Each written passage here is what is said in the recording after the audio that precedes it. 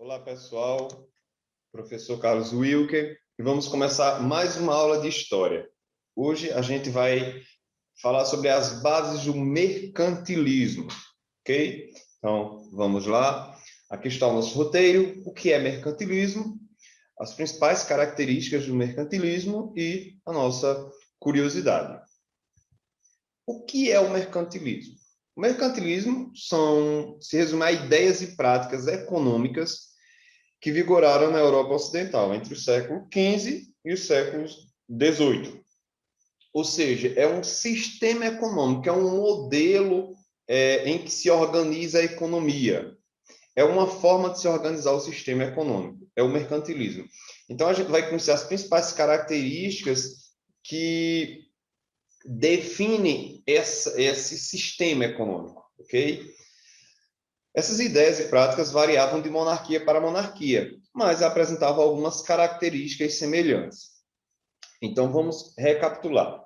É um sistema econômico, é uma forma de se organizar a economia. E quais são as principais características desse sistema? Primeira característica, o metalismo. O que é o metalismo? Sistema que visa o acúmulo de metais preciosos, como ouro e prata. Entre o século XV e o século XVIII, esse acúmulo de metais preciosos é algo muito importante. O principal destino desses metais era o custeio de exércitos, navios de guerra, navios mercantes, alimentos e produtos.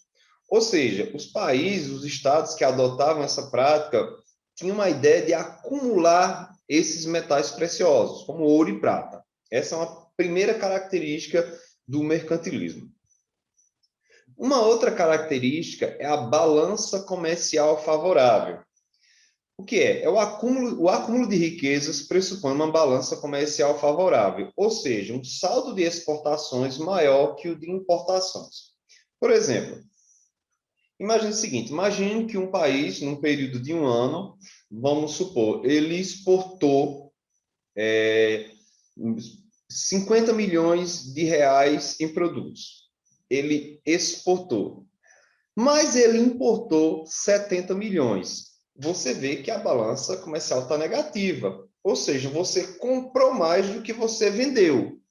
E o interessante aqui nesse sistema é o seguinte, é que você exporte mais do que o que você importa. Exportar é mandar para fora. Importar é trazer para dentro do país. O que é interessante? É interessante que você exporte mais, que você venda mais do que você compre. E quando você faz isso, a gente chama de balança comercial favorável, ou seja, quando as exportações estão acima das importações. Essa é a segunda característica do mercantilismo. Terceira característica, o protecionismo. Às vezes aparece como protecionismo alfandegário. As monarquias estimulavam a produção manufatureira e o comércio nacional e dificultavam, geralmente com taxação, ou seja, com impostos, a aquisição de produtos estrangeiros. Então, o que é o protecionismo alfandegário? É você dificultar ou até mesmo impedir que produtos estrangeiros entrem no seu país, para que no seu próprio país seja produzido, para que incentive o comércio do seu país. Por exemplo, vamos supor que um país proíba a entrada de celulares. As indústrias desse país, elas estarão incentivadas, elas terão mercado, elas terão consumidores para elas começarem a produzir celulares. Agora imagine que não existe esse protecionismo, a gente permita que outros celulares estrangeiros adentrem no país. Então você vai ter uma competição. Então você vai ter as fronteiras abertas e de repente esses celulares que estão entrando nos estrangeiros sejam mais baratos, enfim. Há uma concorrência. Você dificultando ou impedindo a entrada de produtos estrangeiros, você incentiva o comércio nacional, o comércio do seu país. Lógico, eu estou dando um exemplo de celulares, mas para usar como exemplo, a gente está falando aqui entre o século XV e o século XVIII, não existem celulares ainda. E eu não estou defendendo essa prática, nem tampouco criticando, estou explicando uma característica. Então, a terceira característica que a gente pode destacar no sistema é o protecionismo, ou seja, você dificultar ou até mesmo impedir que produtos estrangeiros entrem no país. Quarta característica, o colonialismo. A relação de dependência e controle político e econômico entre colônias e metrópoles. Metrópole é quem domina, é quem explora, é quem controla. Colônia é a região controlada e explorada. Por exemplo, Portugal era a metrópole, Brasil era a colônia, ok? Além de terem seus recursos e sua população explorados, as colônias eram obrigadas a comerciar exclusivamente com as respectivas metrópoles. Ou seja, a partir do momento que uma região é colônia, ela meio que era obrigada a comerciar exclusivamente com a sua metrópole. Por exemplo, no Brasil, durante um determinado período, aqui a colônia portuguesa, que no caso era o Brasil, ela só poderia fazer comércio com Portugal, que era a sua metrópole. Ela não tinha autorização para negociar com outros países. Ou seja, era explorado, era controlado e não tinha uma liberdade para negociar com outros países. Ou seja, era uma exclusividade.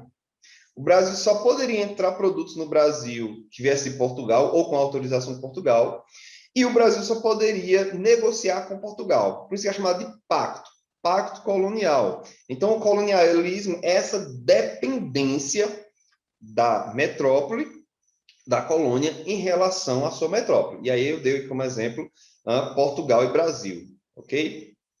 E a nossa curiosidade. Só recapitulando as 4 características, nós temos o metalismo, a balança comercial favorável, o protecionismo alfandegário e o colonialismo.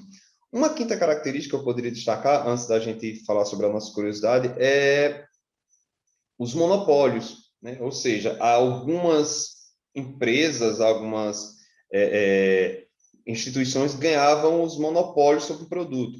Professor, o que é monopólio? Exclusividade. Então, por exemplo, a companhia X, ela ganhou monopólio sobre o chá. Então, apenas ela vai ter exclusividade, vai ter autorização para negociar esse produto. Então, em muitos livros aparece essa característica também, a criação de monopólios, ou seja, a criação de exclusividades. Ô, professor, então quer dizer que outras empresas, outras companhias não teriam liberdade e autorização para negociar? Isso, justamente. Não há essa liberdade econômica. Vamos para a nossa curiosidade. A nossa curiosidade de hoje é sobre o Banco do Brasil. Esse mesmo que a gente conhece. O Banco do Brasil consiste na primeira instituição financeira do Brasil. E sabe quando ele foi criado? Ele foi criado no ano de 1808, pelo Dom João VI, pai de Dom Pedro I. E foi a primeira instituição financeira aqui no Brasil. Então, o Banco do Brasil é a primeira instituição financeira brasileira criada por Dom João VI no ano de 1808, ou seja, tem algo em torno de 212 anos o Banco do Brasil. Então é isso, pessoal. Vou ficando por aqui e até a próxima.